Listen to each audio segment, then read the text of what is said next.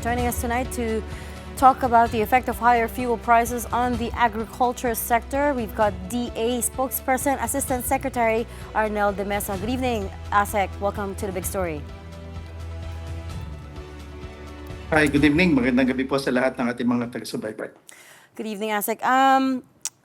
First of all, yung projection of, that's the first thing that we need to get out of the way, the projection of food prices may be hitting 500 peso a kilo of pork, 300 peso a kilo of chicken. I know you've already said that that's just a projection and that's not going to happen. Is it the same? Do you believe the same at this point? That was a projection that was made during the Senate hearing. Gusto lang namin idagdag na yung projection na yun na ginawa ay again for prolonged period na mataas ang presyo ng fuel cost plus walang gagawin yung ating pamahalaan. At nakikita naman natin base doon sa kung anong meron tayo, inventaryo ng manok at baboy, hindi natin nakikita na aabot sa ganong presyo. At yung projection na yun ay ginawa na local lang yung production. Hindi nakasama yung import na sabi nga ng ating kalim, Kiko Chulaurel Jr. During the same meeting na yung ating mga cold storages at this time ay punong-puno yung ating mga cold storages ng mga karning manok, baboy at baka kasama yung local at imported. So sa ngayon merong pagtaas because of again yung cost ng movement ng goods dahil sa pagtaas ng presyo ng fuel. Yun ay maliit lang na bahagi ng presyo ng mga karne. So we're not seeing na aabot ng more than 500 ang baboy at more than 350 yung manok at this time. That projection was given by USEC Nichols, I think is his name. And that's also based on a projection if crude hits $200 a barrel. So what you're saying is, even if global oil prices hit $200 a barrel next week, hindi naman agad-agad na tatalon yung presyo ng pork at chicken dahil marami pang supply. That is correct. Una, marami tayong supply as you mentioned. Pangalawa, kung titingnan din natin yung presyo ng karne ngayon, both local at imported, hindi again natin nakikita na tataas yun. Plus, pagkausap natin yung ating mga stakeholders, kasi pag tumaas yung presyo ng karning baboy at manok, even yung beef, tutumal din yung mamimili, either babawasan nila yung bibili nila or talaga magsishift sila to other protein sources.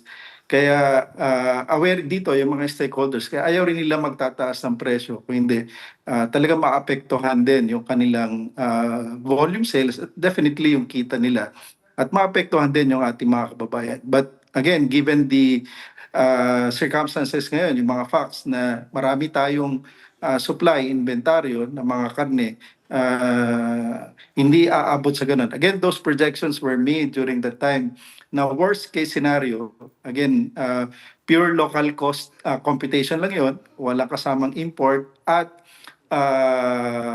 walang interventions na gagawin yung ating pamahalaan, especially yung Department of Agriculture. Well, if I may go to rice, ASEC, just today, President Bongbong Marcos already announced the approval of the 50 peso per kilo rice cap on imported rice. How will this be implemented on the ground, ASEC, no? And is there a way to ensure that there will be no supply manipulation or hoarding on the part of retailers? Nagpapasalamat tayo sa Pangulo at nakonsidera yung ating proposal at na-endorso rin ng National Price Coordinating Council doon sa 50 peso price cap para ito ay para lamang sa premium imported rice kasi itong mga bigas na nandito sa ngayon nabili nung dumating kasama na yung cost of freight, yung peso dollar exchange rate saka yung halaga nung in-import ito. Nakita natin na yung 50 pesos would be enough to cover yung price nito up to the retail. Yung, again, imported lamang ito. At in terms of sa implementation, of course, katuwang natin dito ang mga lokal na pamahalaan, ang Department of Trade and Industry, at saka yung mga market master ng mga LGUs. Sa implementation, of course, yung ating AMAS team will also be the one leading this on the ground.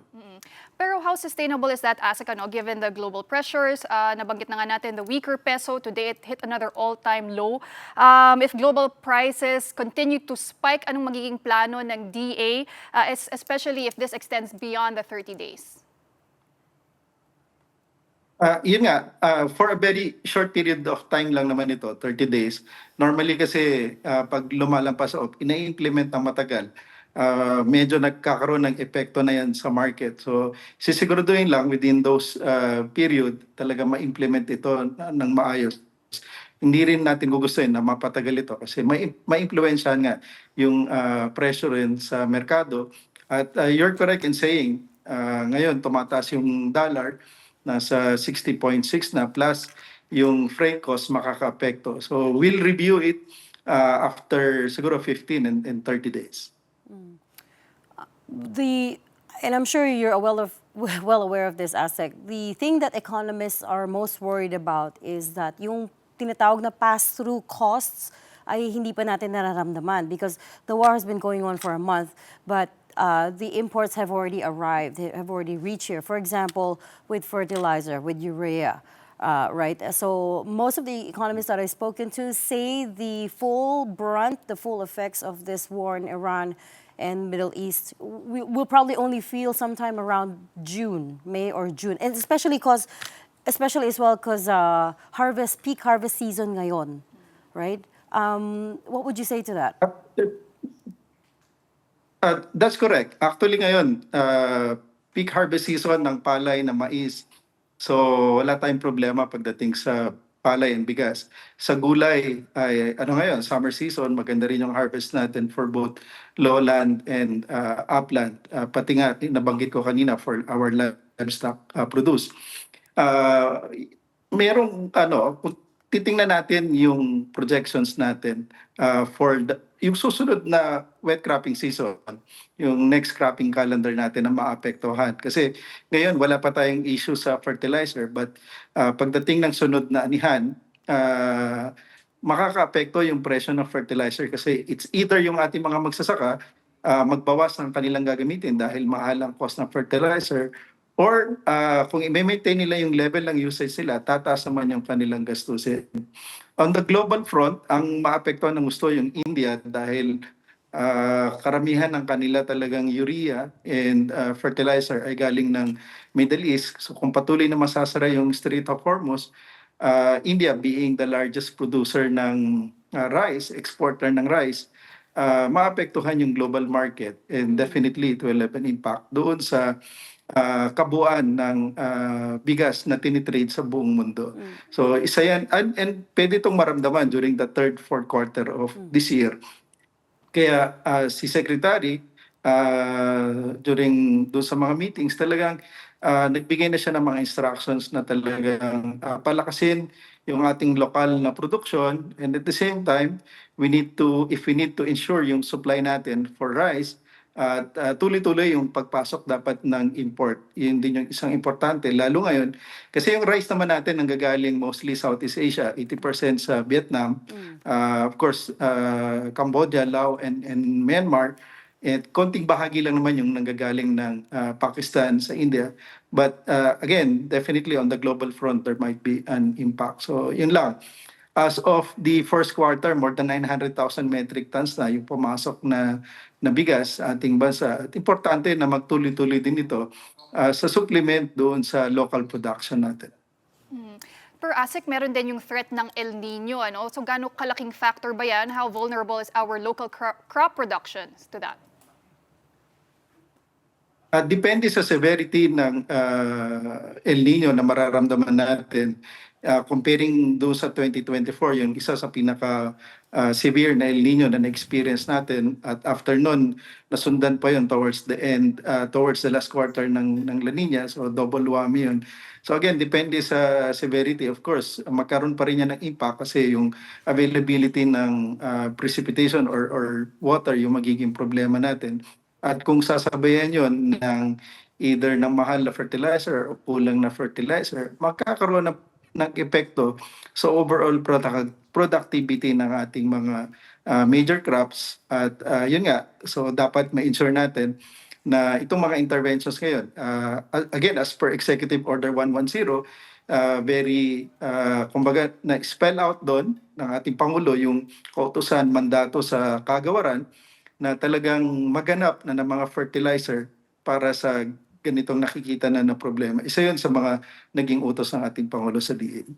ASEC, you said the supply of fertilizer is still fine at this point. Some of the economists we've spoken to have said parang may mga shortages na sa, for example, sa Mindanao, sa may mga areas sa Mindanao. And if not shortage, if not supply disruption, mataas naman daw, masyadong mahal at this point. Are you able to monitor the price and supply of urea, of fertilizer nationwide? Yeah.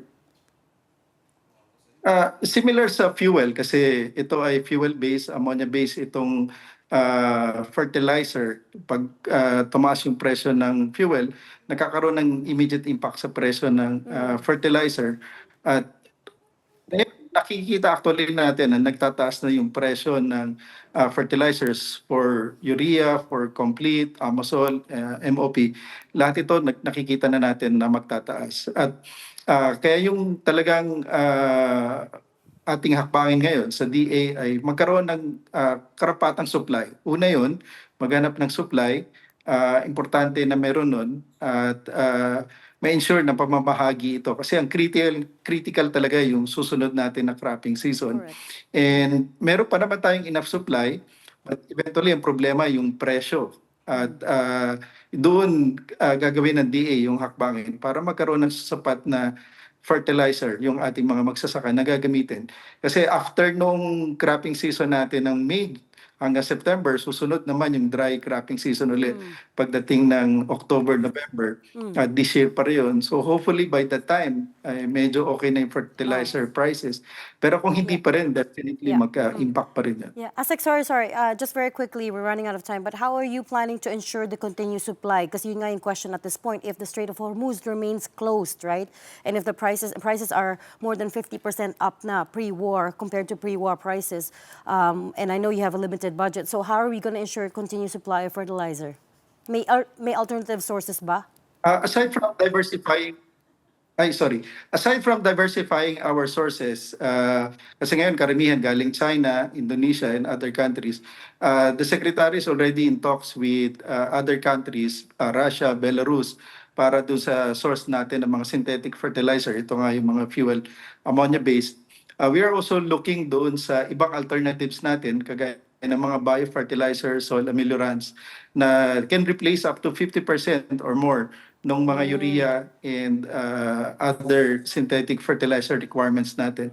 At nagkaroon na actually, ngayon yung ating quick response fund will be used to buy this biofertilizer to augment yung o kaya to replace yung ating pangangailangan for inorganic and synthetic fertilizers. I see. And biofertilizers, there's domestic production of it, di ba? We can source locally? Yeah, both local and imported. Yeah, we can easily source itong mga biofertilizer at marami rin production sa atin dito locally. It's very good to hear. But we'll leave that there. Thanks so much for talking to us. Department of Agriculture Spokesperson, Assistant Secretary Arnel de Mesa. Salamat, sir.